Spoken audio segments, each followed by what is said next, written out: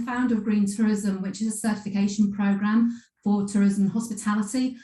We actually started in Scotland working in partnership with Visit Scotland, but we actually now have members and businesses that we work with in 22 countries. The majority of our partners are within the UK. And it's interesting because even before COVID kicked in, we were starting to see a massive travel trends in terms of towards sustainability, whether that's with solo travel, climate neutral travel trips, and a lot of the tour operators now are putting carbon figures against their tours and identifying the carbon impact of their holidays. We saw a massive trend towards lifestyle and mindfulness and local authentic experiences, a big issue around single-use plastic and single-use items, which unfortunately COVID has sort of impacted that, with everyone having shrink wraps, single individual portions. And we've seen a massive interest in terms of people eating less meat. Sainsbury's did some research last year, and it showed that within 4 years, 25% of the UK residents will actually be vegetarian or vegan. And that's something that the industry's got to be well aware of. And that's obviously about animal welfare, but it's also, a lot of it's to do with carbon reduction.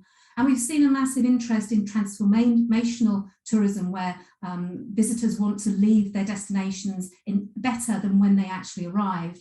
And the new kid on the block is the regenerative tourism, which is about, within a destination, working within how nature works within tourism in order to provide a better experience for the residents and for the visitors and for the businesses that are within that destination. And there has been some signs of customer demand for this. Again, before COVID, Booking.com did research, showed that there was an increase in a demand for that. We've seen the OTAs address that and adopt that, whether they're doing it for green reasons or whether they're doing it just to tap into what they see as the growing market and making more money for themselves. Wouldn't like to say. We all heard the announcement last week that Google is now going to put eco directory for hotels that are on their platforms. So we know there's a demand, there's travel trends, and there's interest, and actually the OTAs are identifying that that's something that's going to happen. And interesting, during COVID, there's research done by the EU that showed something like 67% of people during COVID bought products and produce that was good for the environment, even though it cost more. So even though we were all in lockdown, that was something that people were aware of. And I think that during COVID, we've seen a massive change in people's perception of understanding the link between the planet and people and health. And I think we all now feel much more part of a global family, because we have all experienced that kind of feeling of fear, of losing people, of having people sick around them, and that kind of impact that has had on the travel and tourism industry has been worldwide. And I don't think there's ever been a pandemic that's been as effective. Interesting, coming out of COVID and hopefully getting back to business more towards normal. Globally, Mori poll showed that 65% said that sustainability should be part of the economic recovery. 71% of the research done in America said that people put brand before, profit before people, then they risk reputational damage to their brand. And we've seen a massive interest in kind of the meetings and industry profession of event professionals identifying that sustainability is going to be a big part of that. So it all sounds great. We've seen the travel trends. We're now seeing, I think COVID has moved sustainable tourism on probably, I would say, 10 years. And actually the marketplace is there, the interest is there. There is now a big demand, not just from the niche travelers and eco-tourists. It's actually people are corporately within the events industry are demanding and expecting businesses they're working with to be more sustainably minded, to be more conscious of their carbon footprint, and to look at reducing and making that commitment to carbon reduction. We've all heard of the Tourism Declares, which was part of an initiative that's been launched in a COP around the Glasgow Declaration, which again is that carbon commitment, that public statement that says we are going to do something about it. However, it's not all great news. The industry is really still suffering. from our research and talking and speaking to the businesses we work with, and also industry associations, it's going to be probably at least 2023 or 2024 before we start to see tourism really start to recover. There's a massive debate around, especially in the UK anyway, around volume versus value. Do we really want the same amount of people coming back, or are we actually looking for better value tourism?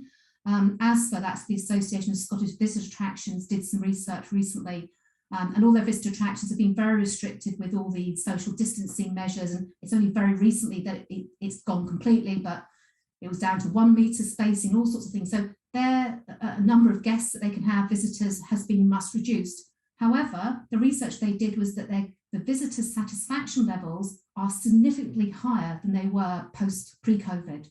So people are really enjoying the fact that they don't have to queue, that they can get to see the crown jewels at Edinburgh Castle without having to poke around 500 people, that the experience is much, much better quality. And therefore that industry is now looking at encouraging or maybe recommending that they stick with those lower occupancy rates, possibly charge higher so there's not a difference in their profits, but actually that's a better experience for the visitors. I was talking to a hotelier this morning in Edinburgh who actually has done exactly that. So they had lower occupancy rates during COVID, obviously. They've decided to embrace that lower occupancy rate, which means they need less staff to look after them. They've improved the experience. The guests are feeling much happier because the rooms are nicer, the bar isn't so busy. They're having a better experience, and they've been able to put up their prices because people are now looking at that, wanting to make sure that they have a good experience and they give back to the destination. There's also a lot of discussion around fair work and payments for staff and that whole kind of inclusivity. So we are experiencing a massive issue around not having enough staff to actually deliver. Hopefully they'll have enough for COP, but there is even a rumour they may not have enough people to serve all the people that are going to come for COP. And there's also a massive issue around debt. So a lot of businesses have had to go into debt, take out loans in order to get through the COVID process.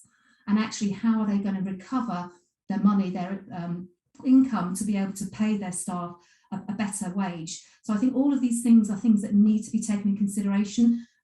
Yes, the net zero approach is where we want to be, but we've got to be very sensitive, very cognizant of where the industry is.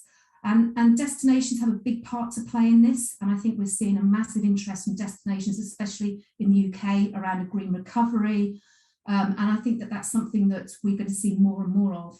Visit Scotland's leading the way. It was the first national tourism agency to sign up to Tourism Declares, and they are leading on the net zero pathway. And we're working with them in partnership with a UNESCO sustainability commitment for a UNESCO trail. I think the biggest thing for us within the industry, we need to think about doing things in a different way. We obviously all want people to reduce their carbon footprint, but actually that includes and means that people will have to operate in a different way. I think we need to rethink hospitality and tourism, not build back as it was, build back better, build back maybe with less, but I say higher value. And I think that's something that we all need to be very much aware. And just on that final note, there's a lot of businesses that are out there have never thought about sustainability. We've had the early adopters, we've got those that see it's a big corporate market, but there's lots of businesses that really don't know where to start.